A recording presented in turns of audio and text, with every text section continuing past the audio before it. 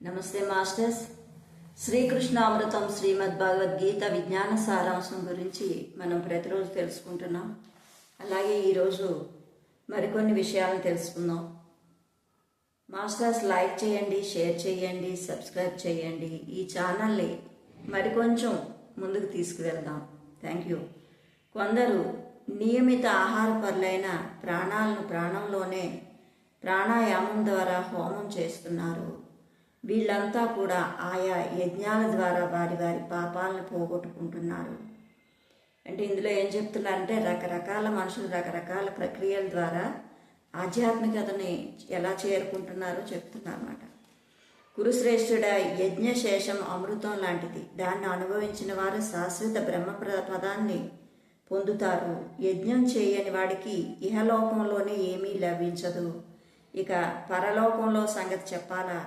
ఈ విధంగా చాలా యజ్ఞకర్మలు వేదంలో చెప్పబడి ఉన్నాయి. వాటి యొక్క కర్మతత్వాన్ని తెలుసుకొని ఆచరిస్తే మోక్షగామివి కాగలవు. పరంతప ఈ ద్రవ్య యజ్ఞమ కంటే జ్ఞాన యజ్ఞమే శ్రేష్టమైంది. అన్ని కర్మలు కూడా జ్ఞానంలోనే సమాప్తి అవుతాయి. యజ్ఞ ద్రవ్యాలే కాక ధనాన్ని ఉపయోగించేసి లోక హిత కార్యక్రమాలన్నీ కూడా ద్రవ్య యజ్ఞాలే. ఆత్మజ్ఞానం పొందడానికి మనలోని అజ్ఞానాన్ని ఆహుతి చేసే ధ్యాన యోగ సాధనలే జ్ఞానయజ్ఞము. తత్వదర్శులైన వారికి జ్ఞానులు సాష్టాంగ నమస్కారం చేసి వినయంతో ప్రశ్నించి శుశ్రూష చేసి ఆత్మతత్వం తెలుసుకోవాలి. ఆ జ్ఞానం తెలుసుకోవాలంటే తిరిగి నువ్వెప్పుడూ మోహంలో పడవు. సమస్త ప్రాణులను నీలోని పిమ్మట నాలోని చూడగలుగుతావు. నువ్వెంత గొప్ప పాపాత్ముడు అయినప్పటికీ జ్ఞానమనే తెప్పలతో పాపసాగరాన్ని అవలీలగా దాటిపోగలవు. ప్రజ్వలిస్తున్న అగ్ని కట్టెలు భస్మం చేసే విధంగా జ్ఞానమనే అగ్ని సమస్త కర్మలను భస్మం చేస్తుంది. ఈ లోకంలో జ్ఞానంతో సమానంగా పవిత్రమైనది ఏదీ లేదు.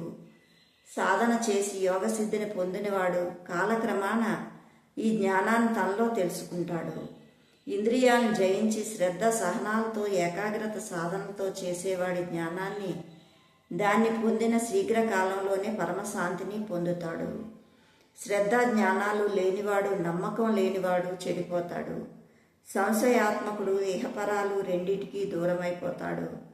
పరమార్థ జ్ఞానాలతో కర్మలను బ్రహ్మజ్ఞానంతో సందేహ నివృత్తిని చేసుకున్న వాడికి కర్మలు బంధించలేవు. అర్జున, జ్ఞానమనే కత్తితో అజ్ఞానం వల్ల కలిగిన సందేహాల్ని తెగనరికి యోగాన్ని ఆశ్రయించులే అని తెలియచేస్తున్నారు. అలాగే మనకి ప్రతిరోజు కూడా ఈ సాధనలో కర్మ సన్యాస యోగం కూడా మనం ఈరోజు తెలుసుకుంటున్నాము. కర్మయోగి చూసినా, విన్నా, తాకినా, వాసన చూసినా, నిద్రించినా, శ్వాసించినా, మాట్లాడుతున్నా, ఇలా ఏది చేసినా ఆయా ఇంద్రియాలే వాటి విషయాలను అవి చేస్తున్నాయి, కానీ తాను ఏమీ చేయడం లేదని భావిస్తూ ఉంటాడు. ఎవరు కర్మలను పరమాత్మకు సమర్పించి ఆసక్తి విడిచి ఆచరిస్తారో అటువంటి వారిని తామరాకు మీద నీటి బిందువులా పాపం అంటుకోదు.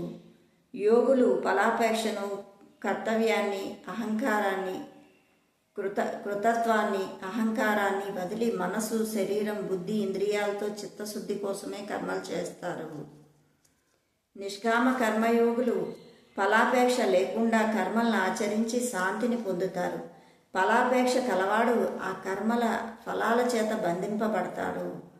ఆత్మనిష్ట వివేకి శరీరం, ఇంద్రియాలు, మనస్సు ద్వారా జరిగే కర్మల పట్ల కర్తృత్వ భావన లేనందువలన కర్మలు తానే చేయని వాడై, వాటి పట్ల మమకారం లేనందువలన తాను చేయించని వాడై 9 ద్వారాలు గల ఈ శరీరంలో సుఖంగా ఉంటాడు. కర్తృత్వం, కర్మఫలం అనేవి ఆత్మ ప్రేరణలు కావు. ప్రకృతియే ఆ పనిచేస్తుంది. ఆత్మకు ఎలాంటి పాప పుణ్యాలతోని సంబంధం లేదు. జ్ఞానం అజ్ఞానం చేత కప్పబడి ఉండడం వల్ల జీవులు ఆ భ్రాంతిని చెందుతున్నాయి. కానీ ఆత్మజ్ఞానం ప్రాప్తించగానే అజ్ఞానం నశిస్తుంది. అప్పుడు వాళ్ళకు సూర్య సదృశ్యమైన పరమాత్మ దర్శనం లభిస్తుంది. బ్రహ్మ జ్ఞాన ఆసక్తి పరులు తమ బుద్ధిని, మనస్సుని పరమాత్మ మీదే నిలిపి పాపపుణ్యాలు నశింప చేసుకుని జన్మరహితమైన మోక్షాన్ని పొందుతున్నారు. విద్యా వినయాలు గల బ్రాహ్మణుడు, చండాలుడు, ఆవు, కుక్క, ఏనుగు వంటి జంతువులు మొదలైన అన్నిటిపైన సమదృష్టి కలవాడే పండితుడు. ఎవరి మనసులో సమత్వం కలిగి ఉందో అటువంటి పండితుడు సర్వసమమైన పరబ్రహ్మలోనే స్థితుడై ఈ జన్మలోనే సంసారాన్ని జయించినవాడు అవుతాడు. సుఖాలకు పొంగక, దుఃఖాలకు కృంగక, మోహ వివసుడు కాని స్థిరబుద్ధి గల బ్రహ్మవేత్త సదా పరబ్రహ్మలో స్థితుడై ఉంటాడు. బాహ్య విషయాసక్తి లేకుండా ఆత్మానందాన్ని పొందిన సాధకుడు పరబ్రహ్మతో అభిన్న స్థితిలో ఉంటూ శాశ్వత ఆనందాన్ని పొందుతాడు. ఇంద్రియ సుఖాలు తాత్కాలికాలే కాక చివరికి దుఃఖహేతువులు అవుతాయి. కాబట్టి జ్ఞాని అలాంటి సుఖాల్ని కోరుకోడు. తాను చనిపోయే లోపల కామక్రోధ ఉద్వేగాలను అరికట్టగల సాధకుడే నిజమైన యోగి అయి ఆత్మానందంతో సర్వసుఖాలు పొందుతాడు. ఆత్మలోనే సుఖించి రమించి ఆత్మజ్ఞానం పొంది బ్రహ్మతోనే స్థితుడై యోగి బ్రహ్మ నిర్వాణ పదాన్ని పొందుతాడు. Okay masters, thank you. Like, share, subscribe.